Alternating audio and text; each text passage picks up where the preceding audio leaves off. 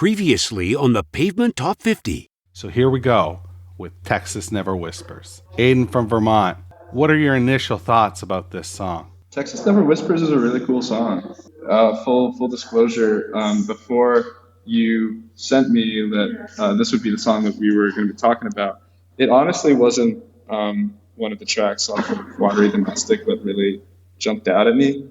Oh. But after you sent it and I knew that we were going to have to chat about it, I listened to it a little bit deeper, and I definitely found like a new appreciation for it. Hey, this is Westy from the rock and roll band Pavement, and you're listening to The Countdown. Hey, it's JD here, back for another episode of our Top 50 Countdown for seminal indie rock band Pavement. Week over week, we're going to count down the 50 essential Pavement tracks that you selected with your very own top 20 ballots. I then tabulated the results using an abacus and an air fryer. Seriously, is there anything this machine doesn't do? How will your favorite song fare in the rankings? You'll need to tune in to find out. So there's that. This week, I'm joined by Pavement superfan, Boston Russ. Boston Russ, how the fuck are you? I'm fantastic and This is ready good to rock. news. This is great news, because it would be a hell of a podcast if you were not ready to rock. That's right. That's right. Thanks so much for having me on. Oh, it's my pleasure. Thanks for doing this. You guys do all the heavy lifting on these, so this is fantastic for me, you know? Let's get right to it. Let's talk about your Pavement Origins story. I think my Pavement Origins story goes back to 1994. I'm a little late. I'm kind of a late comer in some respects. So back in 94, a good friend of mine, so I got to give him some props. His name was Sean McGovern. We called him Slappy and a few other things. He was in a band in the Boston area called Beeswax. There's some other bands in our area called Beeswax also, but he was in with a few guys, and they did AK-47 and a couple other songs. Sadly, he passed away a couple of years ago. He got sick. Shit. But back in 94, we were good friends, and we hung out a ton, and he just like one day gave me this like bag of CDs. He left it in my car. He's like, listen to these. And so Crooked Rain was there. And so I put it on, and like Silent Kid comes on, and I'm just like, who are these guys? And, I played the album some, and it was just like, I go back and I look at that time, and like the album release times were just at like really like fast moving parts of my life. It was like the end of college almost, where Crooked Rain came out. It was like the end of my junior year, and I was doing a radio show, and I don't know, I like never quite linked up to like really feature them prominently. And then Wowie Zowie comes out like 2 weeks before I graduated college, and and get into like the summer of 95, and it's just like it like just blurred. And so it's like I heard it like a little bit, but didn't like totally like dive in. Not until Bright in the Corners came out in 97, and that like I just could not stop playing that album, like just great record and word out. And I wanted to see them in concert. I had been to a bunch of different shows for bands, like Foo Fighters. I got to see Foo Fighters when they were together for 2 weeks in 1995. Holy they were shit. Together. Nobody knew who they were. This is my same friend. So Sean says to me, we got to go see this band play. Eddie Vedder's wife is doing a percussion band, and Eddie Vedder is going to play with Mike Watt, and Dave Grohl is going to show up and do. He's going to play with his new band, and I was like, he's like, you got to go. And it was like this rainy Sunday afternoon. We go to this club called Avalon. So if anybody's knows Boston, knows the 90s, we wore Avalon out. I mean, it was like one of the best places to go for rock bands. And Foo Fighters was the middle band. Grohl comes out on lead. And you're like, because you're like, oh, Dave Grohl, new band, going to be a drummer, right? He comes out on lead and does like, and he's holding his guitar in hand. And it was like that one moment where it's like best ever or total train wreck. And he did This Is a Call, comes in with the first lines, just his voice, butter. And from there, it was crazy. So like, I followed like a lot of these bands and went to a lot of these shows and just didn't quite, I kept missing Pavement. And then they broke up and I got old. You and me both, brother. You know, and it's like, oh, and they got together in 2010, but my son was like a year old, and I had really moved far from Boston at that point and totally missed the tour. And I was like, you know, and just kind of feeling like stuck. And so I would listen to, you know, Pavement a lot during the 2010s. They were a big part of Spotify, and I would play them. And I don't know, a couple of years ago, I was just saying to myself, it would be really great if these guys would really do a tour. Yes. And then it happened. And they came to Boston, and I got sick. No fucking way. I got sick at the end of September. I totally missed the announcement that they were coming, and then got sick, and I couldn't get tickets, and I skipped it. And I was just like, I'm like totally beside myself, you know. And I was like, all right, this is okay because we're gonna make up for it. And so we come to the end of the calendar year in 22, and then one of the best things happened to me. My wife, her best friend, calls her up and says, "Guess what I have?" And my wife says, "What?" And her best friend says, "I have an extra free ticket to see Taylor Swift." And my wife is a huge Swiftie. All right. Okay? Huge. And, you know, but her best friend lives in Tennessee. And we're in Boston. And her best friend says, "The ticket's for Tampa Bay." Oh my God. So, because that's where her best friend mom lives, right? So Right. she's just like, well, I'm going to go from Tennessee to Tampa and go to the show. Do you want to come with me? And of course, you know, well, I got to tell my wife, I'm like, you got it's a ticket of the year. I'm like, this is like, you got a free ticket to this? Like, yeah, you have to go, right? You have to go. So of course, like she got the ticket. I got her a flight, and you know, she goes down there and has a ball, right? They do like a 1,300-mile road trip from Tennessee to Tampa and back. They go to the Smoky Mountains. They have like the best time ever, right? So right after the ticket, you know, I got her the plane ticket. The Pavement in Iceland announcement comes up. Oh, yes. And I'm like, Pavement, Iceland. And I turned 50. And I'm like, Ha ha ha ha. she's like, yeah, you have to do that. That is a great wife. Yeah, she is fantastic. And I'm like, I do have to do this, don't I? She's like, I think you do. And I'm like, it's 3 shows. I'm like, they'll play all the songs. They have to play all the songs just about because it's 3 shows in a row. Yeah. So I went ahead and I ended up booking the trip. And so this was like, you know, late. I think the release was like late January. So like early February. It was like a couple of weeks after they released the thing. I got tickets, but I still got like 5th row. And I got 2nd row for like the last show. I got really good tickets. They were a little slow to sell out of the gate, but and thankful for me because, you know, I'm like, so I got a flight. The flights were very reasonable, and so got a flight and just said, we're doing this thing. So as the year ticks by, I'm getting ready. And then I think it was sometime in like late June, my birthday passed and all this, getting ready for the trip. And then I get the big announcement that says, in Iceland, they're going to do a walking tour with the band. I did not know this. Yeah, they put out a walking tour with the band. So Steve and Bob participated in the walking tour. And Spiral also, of course. So it was the 3 of them, and then you would buy a record and buy the tour. Wow. The walk tour. So 90 minutes around Reykjavik, and there was a host, and then they would go ahead and talk about, you know, they would just talk about the musical history of Iceland, and then you could walk around and get to meet the Pavement guys. So there were 50 tickets. Fantastic. There were 50 tickets, went on sale at noon. My hand was like on that button, and I was number 21.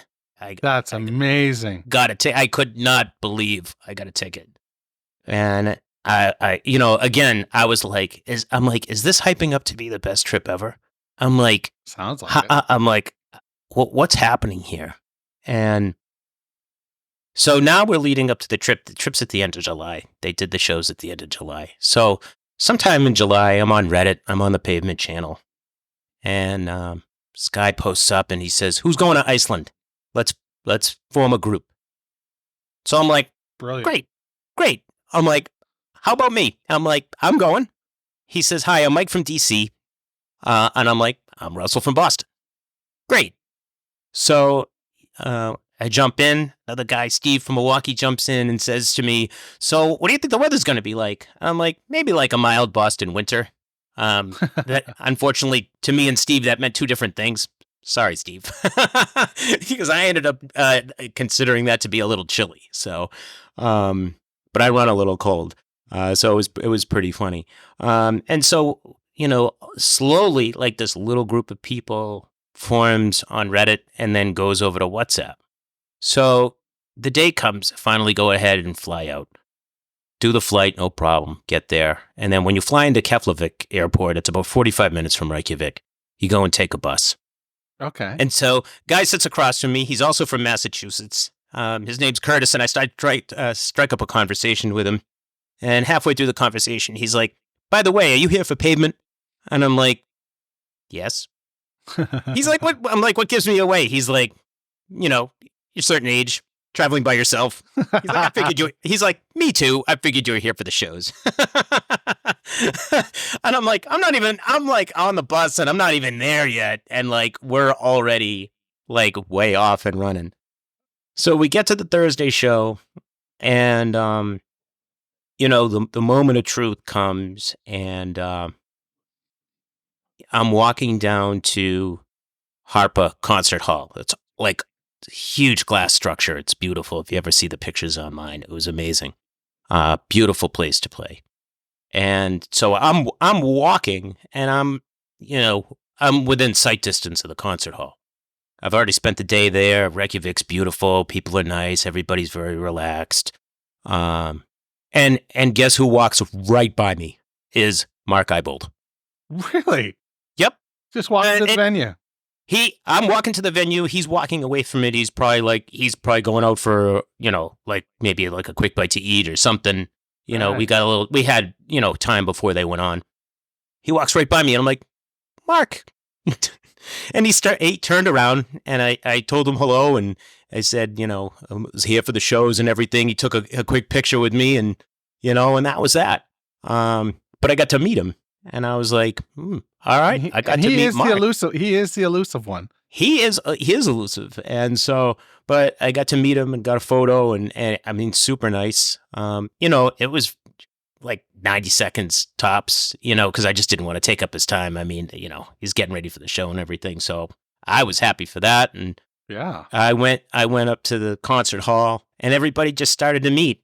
And it was funny because I think it was Mike in the group said, okay, so here's the moment of truth. How are we all going to know it, who each other are since we don't know each other?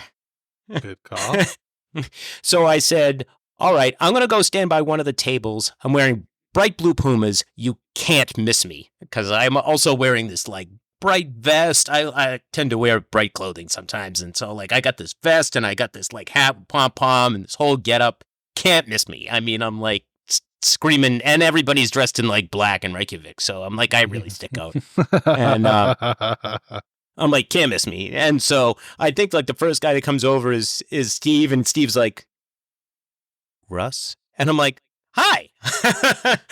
And so that just kind of like broke the ice for everybody and people started to gravitate over and, like we're having a couple of beers, we're talking at the shows, and just met some like really great people, the merch table's there and we're talking, other people got tickets for the walk on Friday and it was amazing. And, so one of the guys, Eric from New Jersey, Eric says to me, I said, I got Crooked Rain with the tour. I said, but I really wanted Wowie Zowie.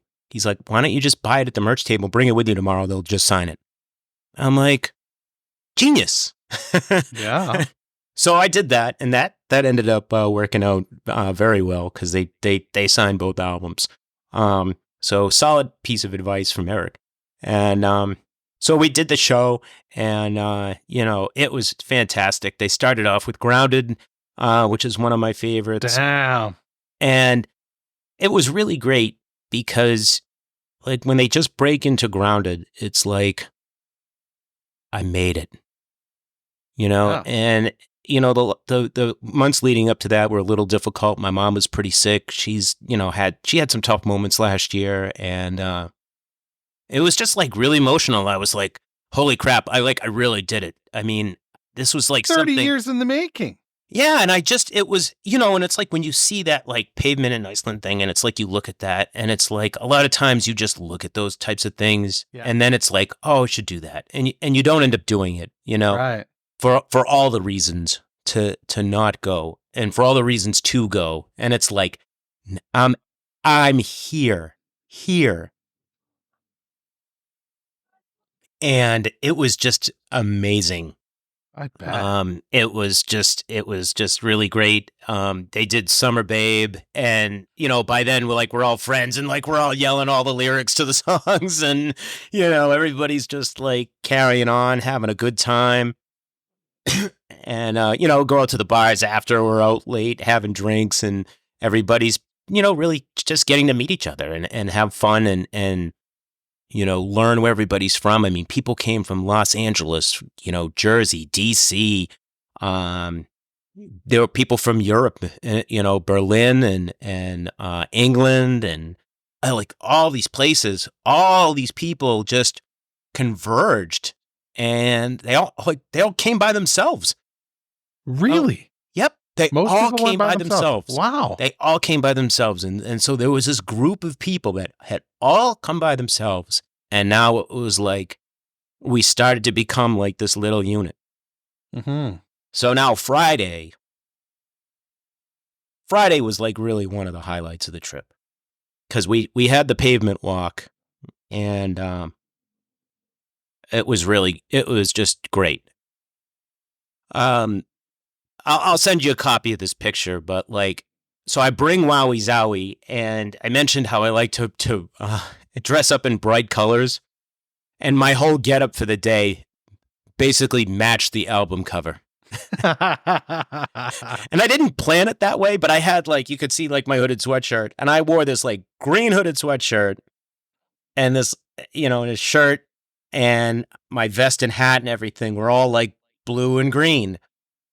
And I had green Puma sneakers, the old, the old sneakers. So I'm blue and green head to toe, right? And so I show up the next morning, and everybody's looking at me, and I'm like, hey, Wowie Zowie. And everybody just couldn't believe it. And so, Steve West and Spiral come up to me, and they're like, how you doing? And I'm like, I'm so glad to be here. And they took a picture with me right away. They were the nicest. And it was great. I got to meet Bob Nastanovich and his wife Carly, who I got to be really good friends with. She was absolutely amazing. So there's more interacting to come. So we go on the pavement walk, and it's hosted by a guy from Iceland. And so one of my favorite jokes on the whole trip gets set up, right? So we're walking through Iceland, and he's like, oh, this is where Bjork lived, and this is where this was, and this is what happened here, and all of these spots. And then we get to this condominium. And, he's standing in front of it and gets everybody up there and says, now this used to be the Rock and Roll Club. He's like, it looks very clean now, but back in the late 80s and early 90s, this is where we would come and we would write songs, we would play songs. This was this was the club. This was it right here. This is the spot. He's like, this was everything right in this spot. He's like, wow. And then he used to get, he said, then he said the thing that just made my eyes go like big bug wide open. And he said to me, "We used to get blackout drunk." And I'm like, and then there was like this kind of pause, which I love because it just kind of sets me up and I have this sense of humor. And I just kind of raised my hand and I said, "Did you say that you got blackout drunk here?" And he's like, "Yeah." And I said, "But this is your old club, right?" And he said, "Yeah." And so I said, "So now that it's closed on weekends and shut for good, would you consider this your own personal Hall of Fame?" And Steve West is kind of looking at me, and then all of a sudden just looks straight down to the ground, like really hard. And you hear like 3 people chuckling in the background who get the joke. And I'm sure other people got it, but like, maybe it wasn't their sense of humor. And I just felt like, I'm like, he didn't get the joke, which just to me made it like that even much better. It made it even better. And I was just like, it was great. And so my friend Steve comes up, who he's from the Midwest and has this very straight sense of humor. And he's like, "Your joke earlier, that was good." Which I loved. He's like the perfect straight man. It was so good. And so we go on the rest of the walk, and I got to meet Bob a little bit more. I got to meet Carly. But then I got probably about 5 minutes to walk with Spiral. And I got to tell Spiral like how much I loved Date with IKEA. And which is just like it's definitely in my top 5. I think I submitted as like number 3 on my list because I just love that song. They're just like songs that just really resonate with me. It always makes me smile. I love playing the John Peel version because it's quicker and it just really hits every time. And it's just funny because like I became part of like Team Spiral, right? Because like when I would go to the shows, I would stand like on Spiral's side. Like a lot of people buy tickets and stand to the left. That's where Malk is. Yeah. But I like to stand to the right because I can see Spiral, I can see Bob, and I can see Mark and Steve very easily. And I can still see Malk and Eyebold and everybody else. But like, Mark's, Malk stands so far over. He does.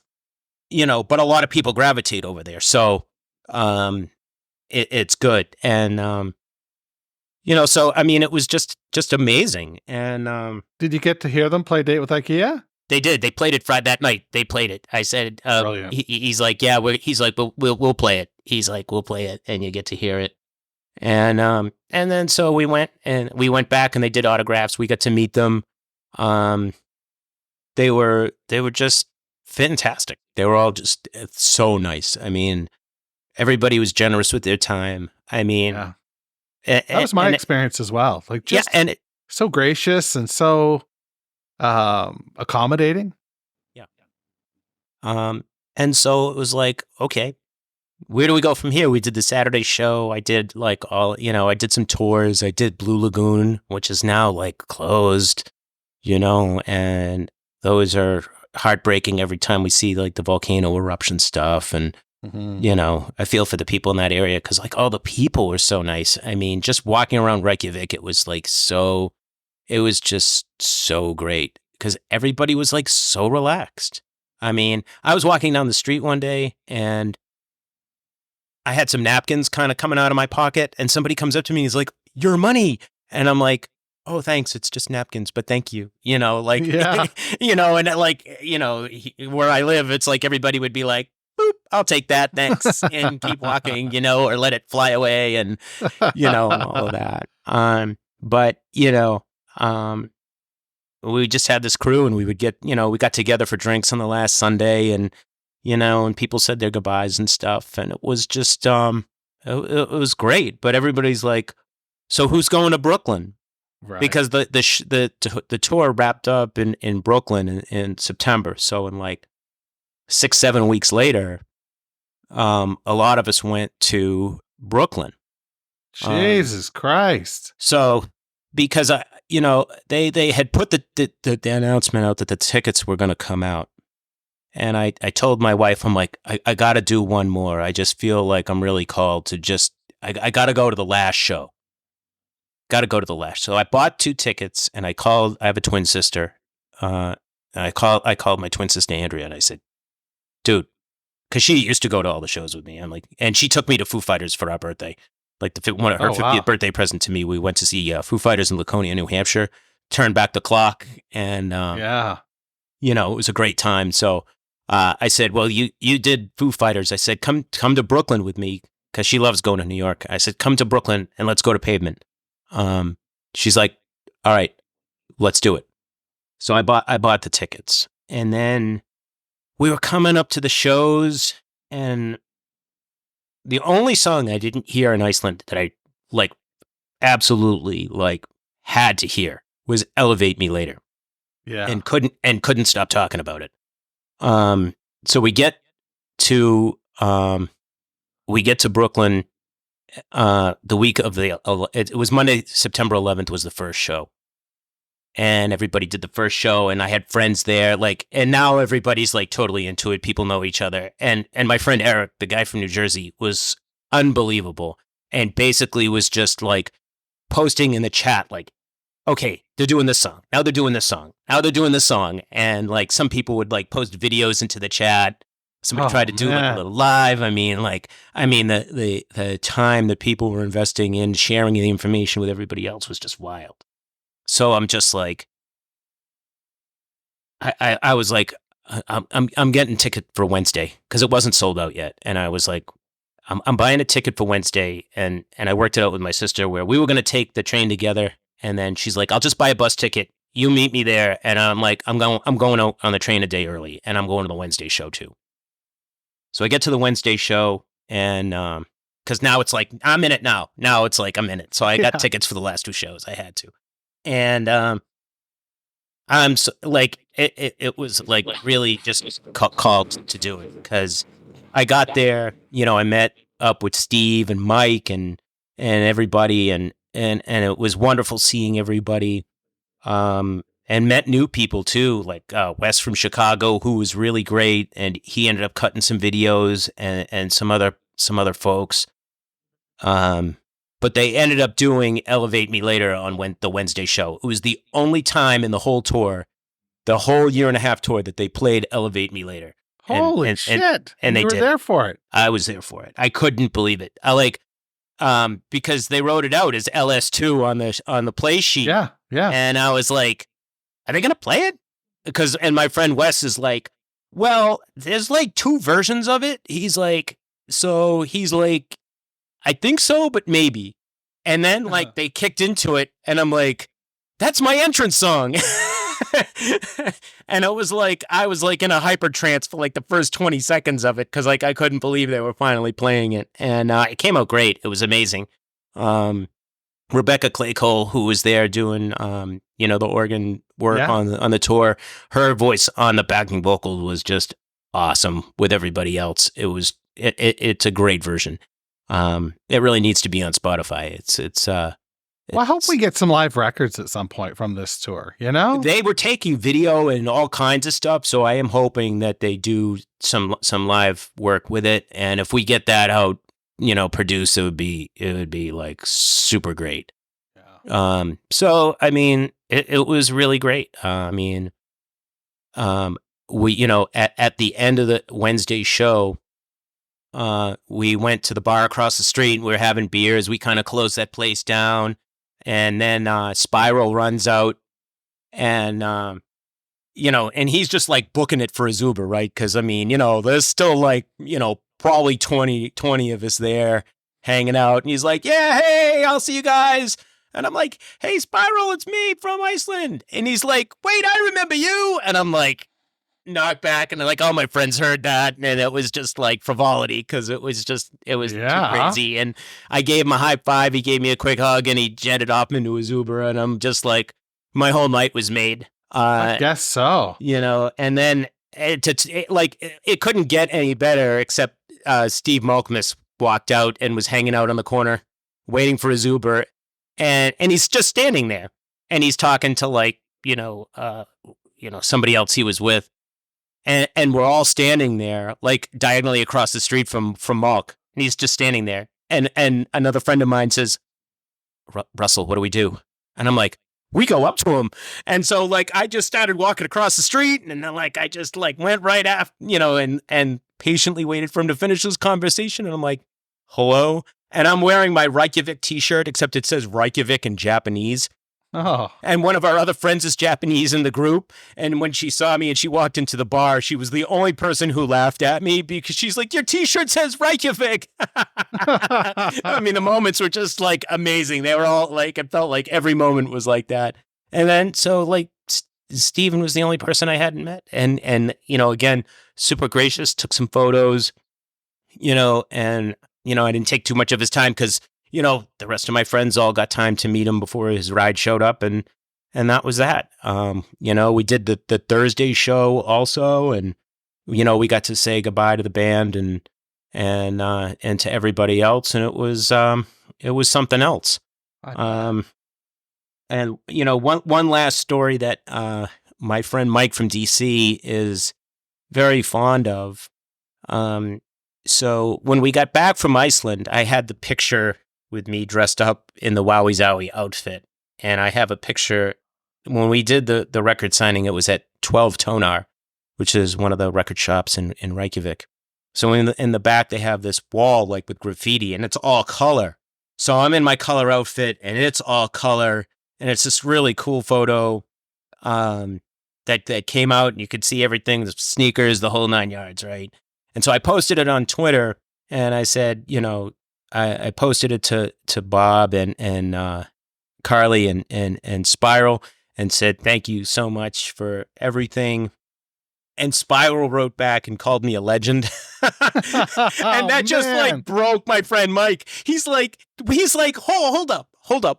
He's like, do I have that right? He's like, did you call Spiral a legend, or did he call you a legend? I'm like, he called me a legend. That's amazing. He's like, why? Why did he call you a legend? He's like, what don't I know about you, Russell? And I'm like, wear bright colors. Yeah, I mean, I'm like, I don't know, Mike. I'm thankful he did that. Oh God, that's amazing. It was just, it's wild. It's out on the interwebs, and it makes me smile. There are just so many pieces that made me smile.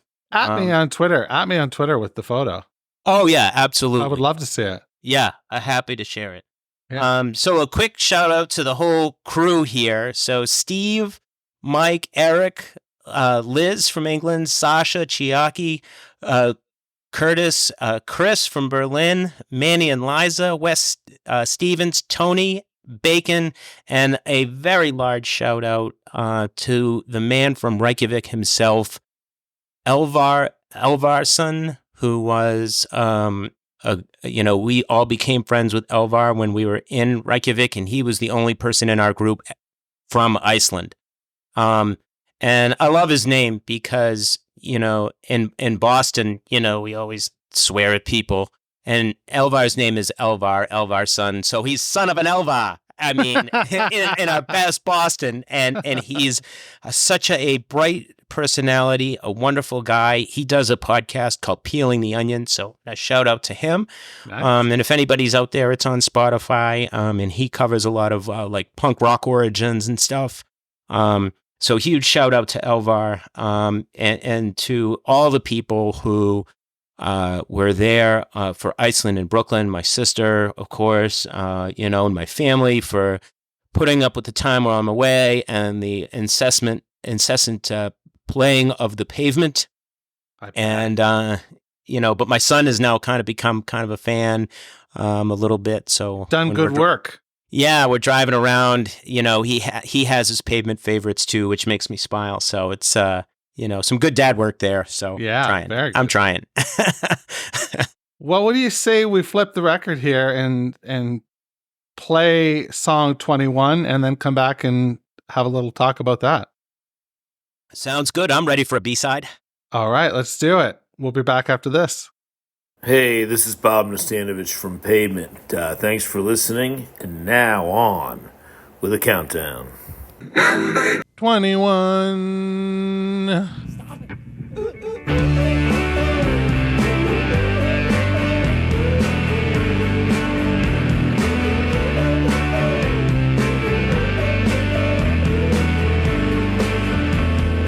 Darling, don't you go and cut your hair. Do you think it's gonna make him change? I'm just a boy with a new haircut, and that's a pretty nice haircut. Charge you like a puzzle, hitmen wearing muzzles. Hesitate to die, look around, the second drummer drowned. This telephone is found.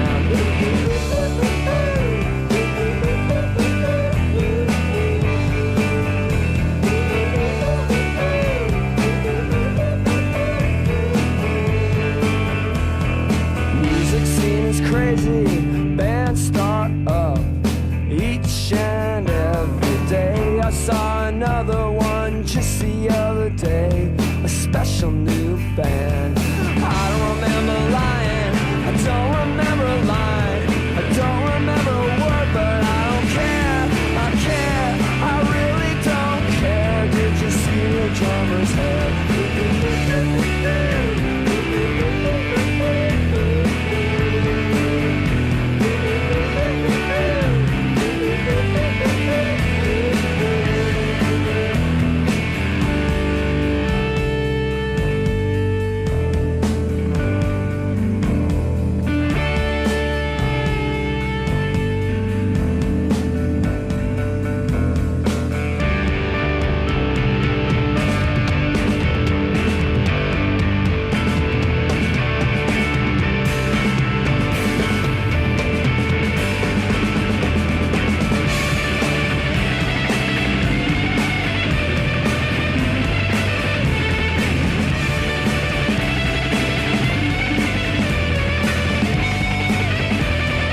Advertising looks and chops a must. No big hair. Songs mean a lot when songs are bought, and so are you. Face right down to the practice room. Tension and fame's a career.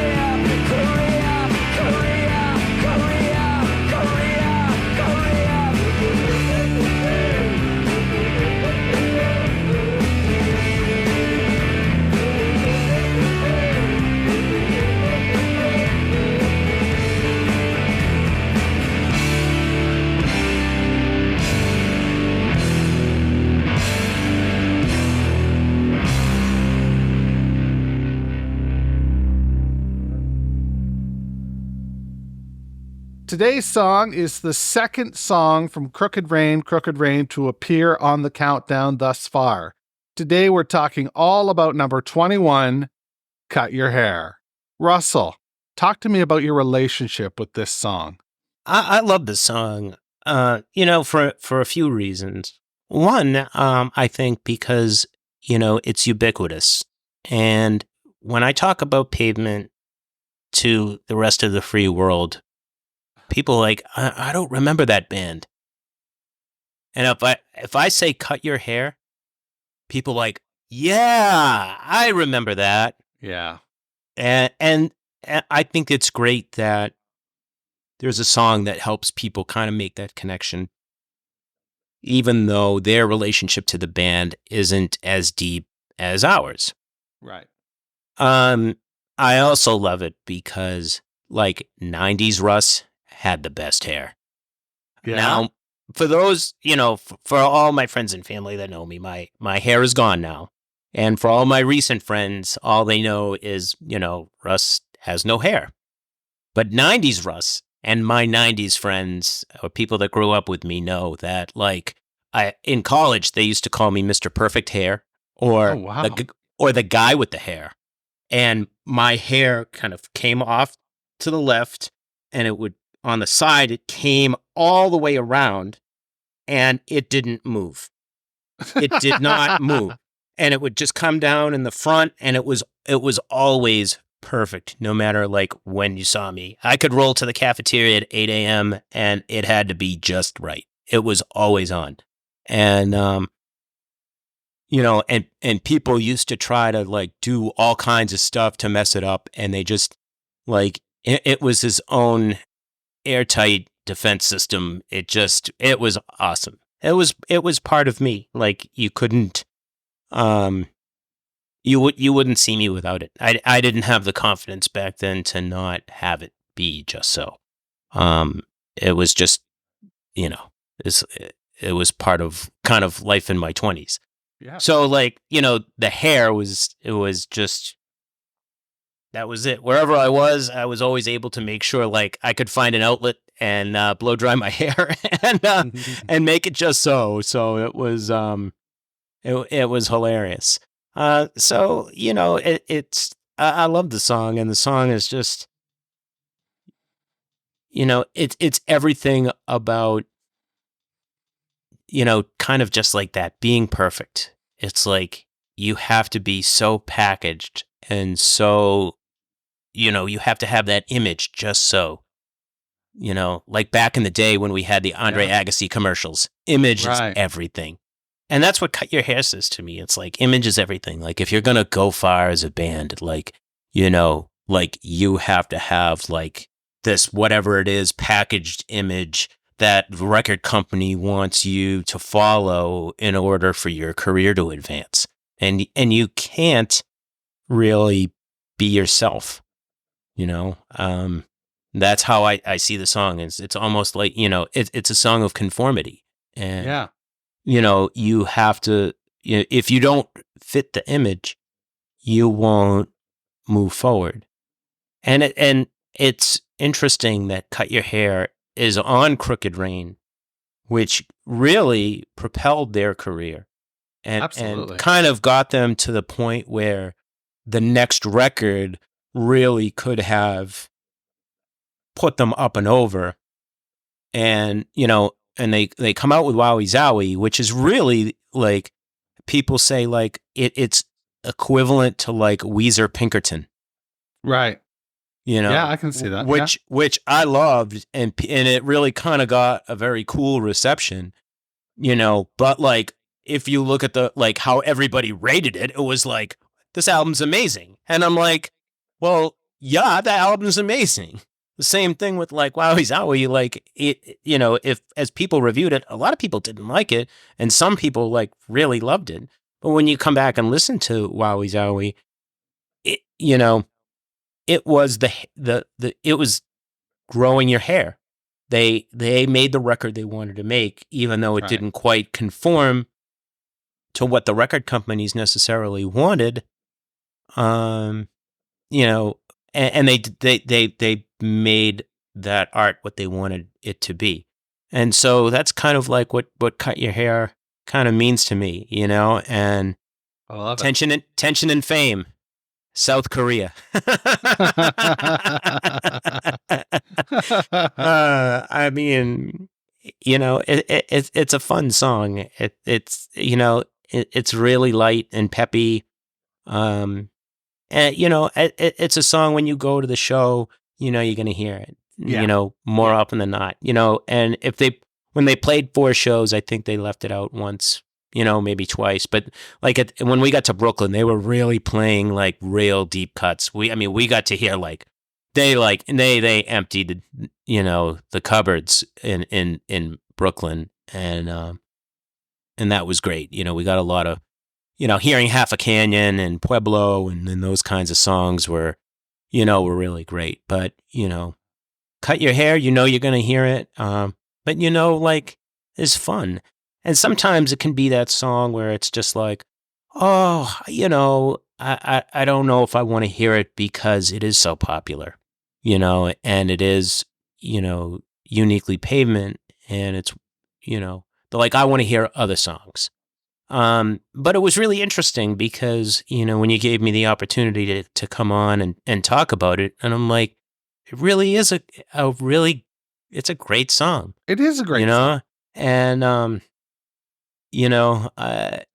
I saw out on Reddit, I think it was last week, there's now a beer named after it called The Second Drummer Drowned. Dude, interesting story. The guy who posted that, I just said off nonchalant, I said, oh man, it's too bad you couldn't ship one here.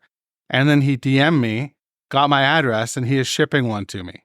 That is outstanding. It is so fucking cool. And I believe his name is, oh shit, I think it's Mark.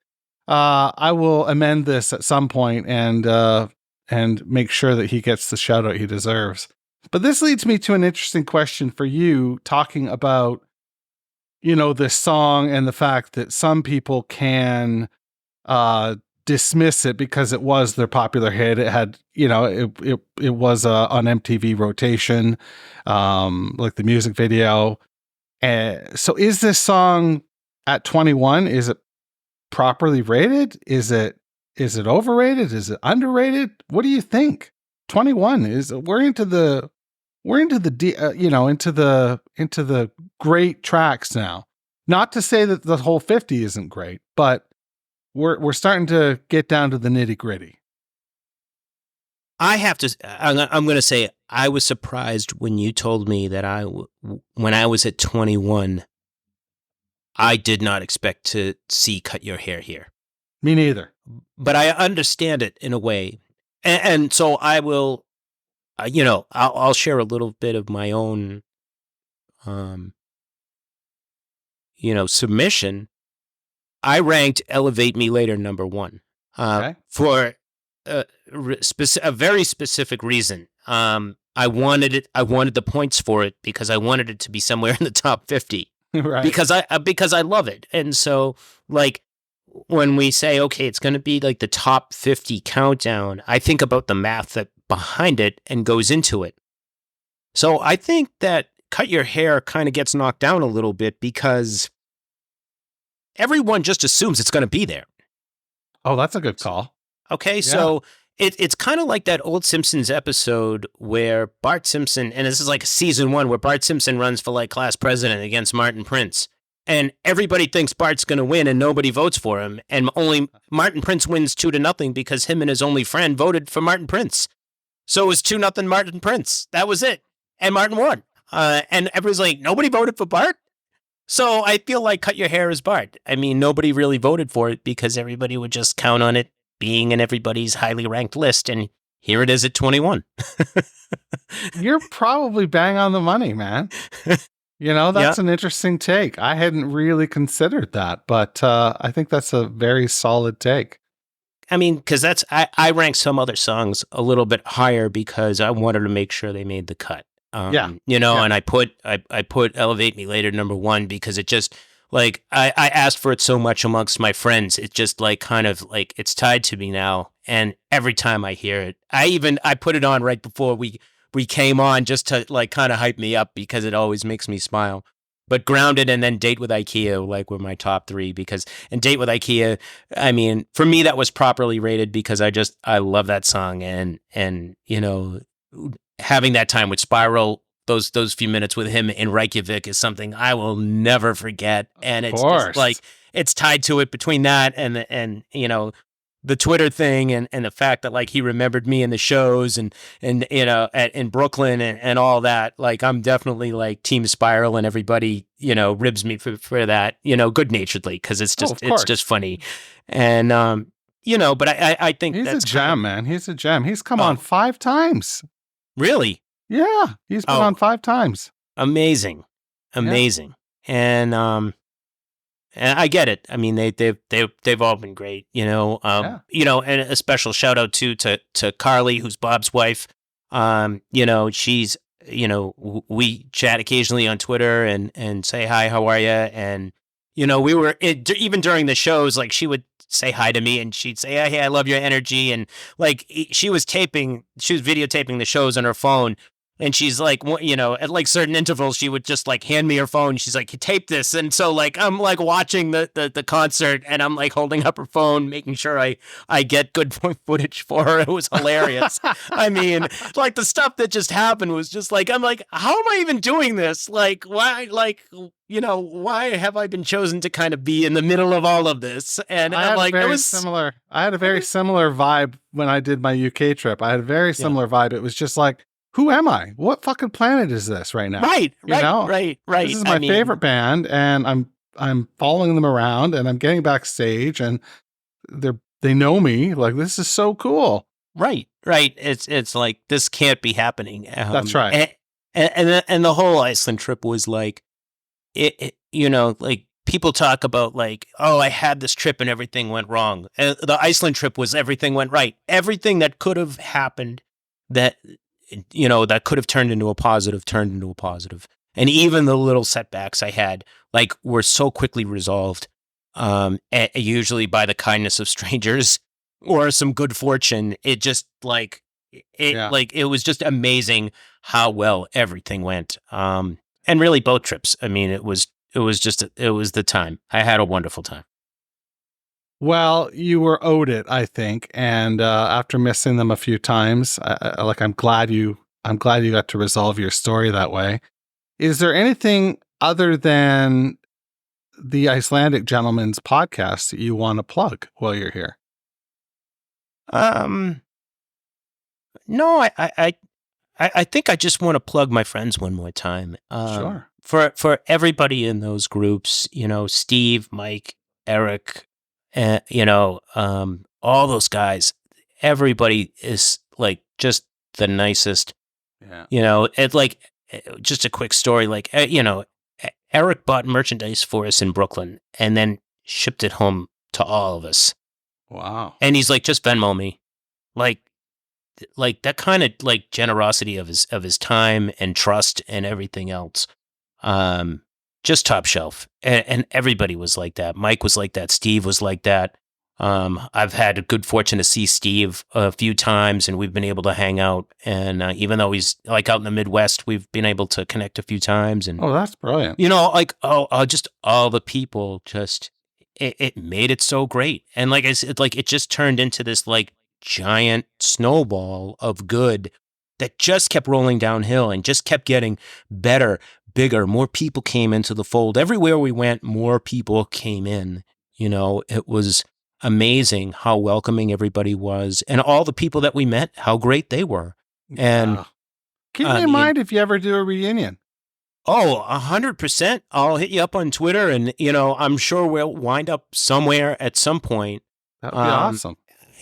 What I'd really love is like one more like place where like Iceland, where they played 3 shows. Yeah. And, Brooklyn, they played 4 shows. Like, they're doing a few South America shows. It's kind of tough, but it's like one show in one location at a big festival. And like, it's hard to like kind of do that. But if they played like 3 shows somewhere where we could just show up and like kind of take over and recreate the magic and make some new stories and spend that time, I would love that. And I don't know. It seems like it's going to be a while, if ever, before they really say we'll do that again. We'll see. Like I don't know. Like I think SM is getting ready to release, and maybe by the time this comes out, he will have made an announcement of some sort.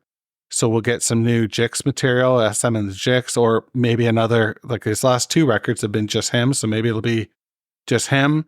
But I wouldn't be shocked if we see them on the road again, because it's fun for them. It's relatively lucrative, like the touring market is a good thing, and they've got a loyal fan base, They do. I mean, here's my call. This is my take.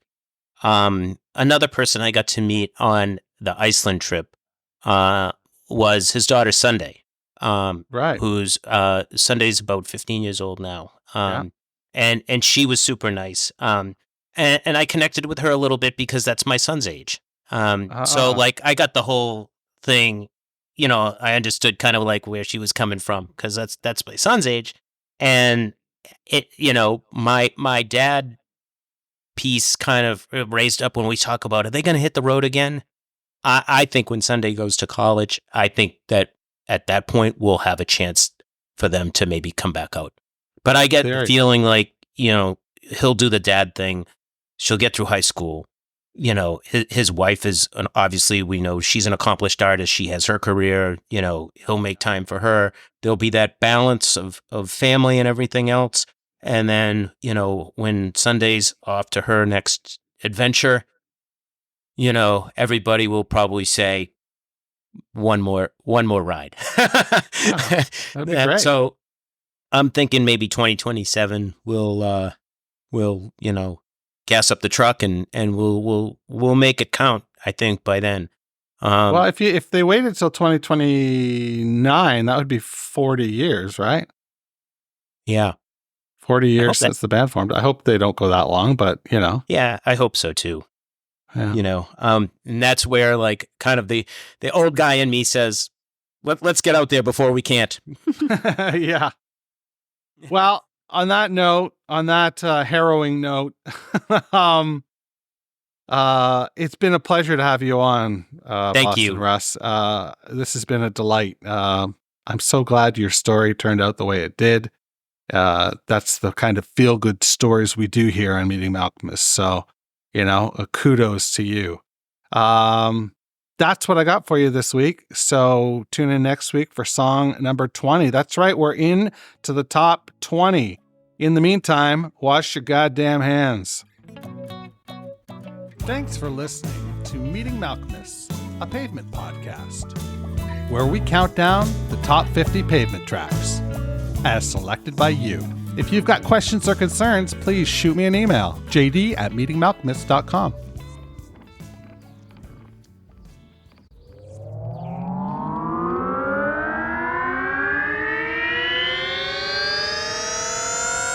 To podcasts and such.